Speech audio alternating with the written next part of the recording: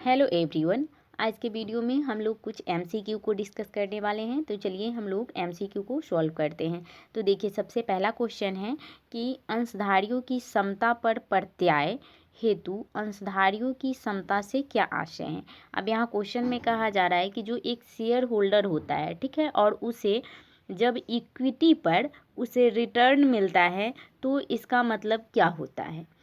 तो यहाँ option number A है कि समता अंश पूंजी और जो रिजर्व होता है वह होता है, या फिर इक्विटी और प्रीफरेंस शेयर कैपिटल होता है, या फिर इक्विटी प्रीफरेंस शेयर और जो कैपिटल रिजर्व होता है वह होता है, या फिर केवल यानी ओनली इक्विटी और जो नेट कैपिटल होता है वह होता है।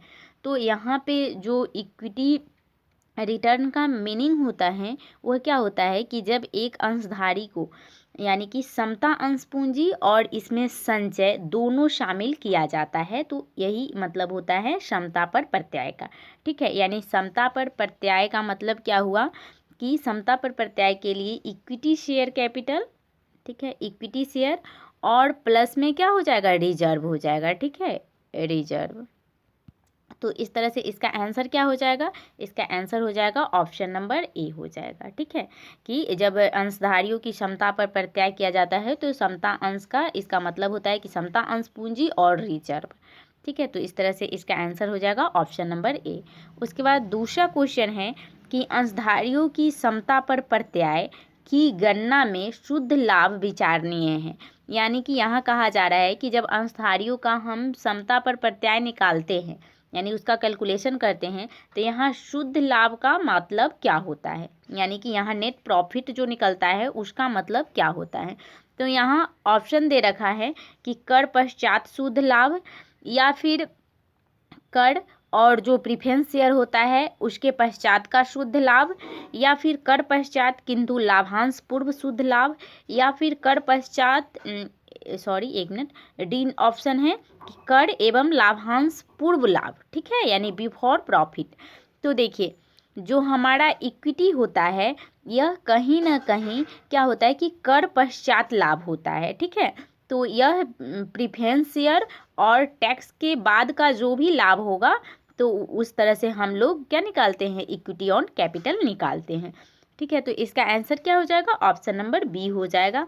और आप लोग हमेशा याद रखिएगा कि इक्विटी कर के पश्चात का ही लाभ होता है। ठीक है, यानी कि टैक्स आफ्टर उस पर चार्ज किया जाता है। तो इस तरह से इसका आंसर क्या हो जाएगा, ऑप्शन नंबर बी हो जाएगा। उसके बाद क्वेश्चन नंबर 3 है। यहाँ देखिए कि यहाँ बोला जा रहा है कि स्वामित्व कोषों पर प्रत्याय। यहाँ बोला जा रहा है कि जो हमारा ऑनर फंड होता है, ठीक है, तो उस पर प्रत्याय में स्वामित्व कोष में सम्मिलित किया जाता है। यानी कि जो हमारा स्वामित्व कोष होता है इसमें क्या शामिल किया जाता है। तो ऑप्शन ए है कि स्वामित्व कोष में अंश पूंजी, संचय या फिर अवितरित लाभ शामिल किया जाता है, या फिर समता अंश पूंजी और जो हमारा प्रीफरेंस शेयर होता है, ठीक है, प्रीफरेंस शेयर को ही यहाँ पे अधिमान अंश पूंजी भी कहा गया है और इसको पूर्वाधिकार पूंजी भी कहा जाता है। ठीक है, तो इस तरह से आप लोग याद रखिएगा। और ऑप्शन सी है कि समता अंश पूंजी, अधिमान अंश पूंजी और संचय, या फिर अवितरित लाभ, या फिर केवल समता अंश पूंजी। तो देखिए, जो हमारा स्वामित्व कोष होता है, ठीक है, इसमें हम लोग क्या क्या चीज़ को शामिल करते हैं, तो इसमें हम लोग इक्विटी शेयर कैपिटल को भी शामिल करेंगे, इसमें हम लोग प्रीफरेंस शेयर को भी शामिल करेंगे, और इसमें हम लोग रिजर्व को भी शामिल करेंगे, और साथ ही इसमें जो अनडिस्ट्रीब्यूटेड प्रॉफिट है यह भी हमारा क्या है, एक तरह से कोष है यानी फंड है। ठीक है, तो यह चारों इसमें शामिल किया जाता है।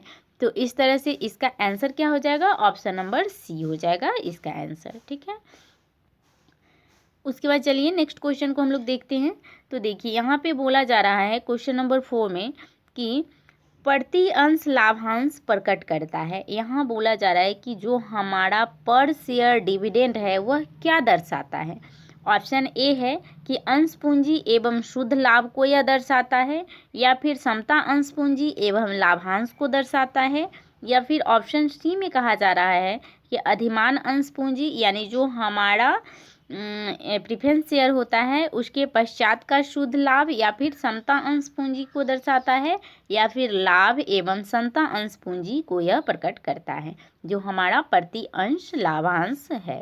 तो देखिए जो हमारा पर शेयर डिविडेंड होता है उसका क्या मतलब होता है कि जो हमारा प्रेफरेंस शेयर के आफ्टर जो नेट प्रॉफिट होता है, ठीक है, प्रेफरेंस शेयर आफ्टर जो हमारा नेट प्रॉफिट होता है उसको दर्शाता है और यह समता अंश पूंजी को दर्शाता है। हम लोग का क्या प्रति अंश लाभांश जो है यह यही दोनों को दर्शाता है, यानी यह अधिमान अंश पश्चात शुद्ध लाभ को दर्शाता है और समता अंश पूंजी को दिखाता है।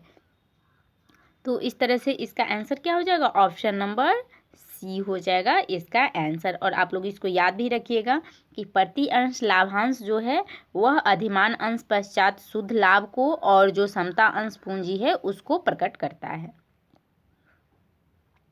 उसके बाद ऑप्शन नंबर 5, यहाँ पे क्वेश्चन नंबर 5 है कि प्रति अंश अर्जन, ठीक है, यहाँ पे बोला जा रहा है कि पर शेयर जो अर्निंग है उसके ऊंचा होने पर अगर पर शेयर अर्निंग, अगर पर शेयर, ठीक है, पर शेयर अर्निंग अगर हाई है, ठीक है, अगर हाई है तो यह कंपनी के लाभ को क्या मतलब कि कंपनी को लाभ में कैसे मदद करता है, ठीक है, यानी कि किसी कंपनी का यदि पर शेयर अर्निंग यानी प्रति अंश अर्जन अगर हाई है, ऊंचा है, तो कंपनी को लाभ होगा।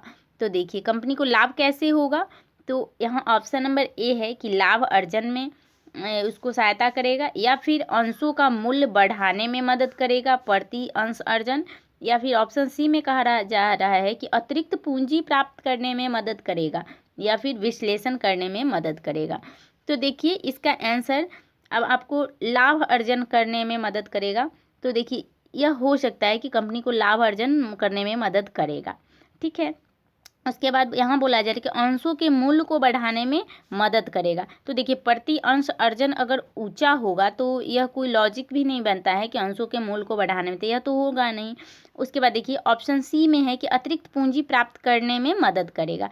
तो देखिए प्रति अंश अगर अर्जन ऊंचा होगा तो कंपनी को कहीं ना कहीं जो एडिशनल कैपिटल है वह प्राप्त करने में वह मदद करेगा, तो यह सी हो सकता है।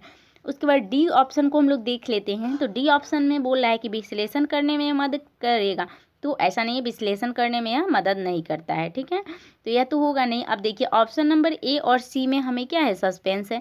तो देखिए और इसका आंसर जो हो जाएगा, इसका आंसर हो जाएगा ऑप्शन नंबर सी हो जाएगा, ठीक है, क्योंकि इसका बेस्ट ऑप्शन यही होगा कि जब एक कंपनी का प्रति अंश अर्जन यानी कि पर शेयर अर्निंग अगर हाई होता है तो यह कंपनी को या फिर किसी भी ऑर्गेनाइजेशन को जो एडिशनल कैपिटल होता है उसको प्राप्त करने में यह मदद करता है। तो इस तरह से इसका आंसर क्या हो जाएगा, इसका आंसर हो जाएगा ऑप्शन नंबर सी, ठीक है। तो ये था आज का हमारा A5 इम्पॉर्टेंट MCQ।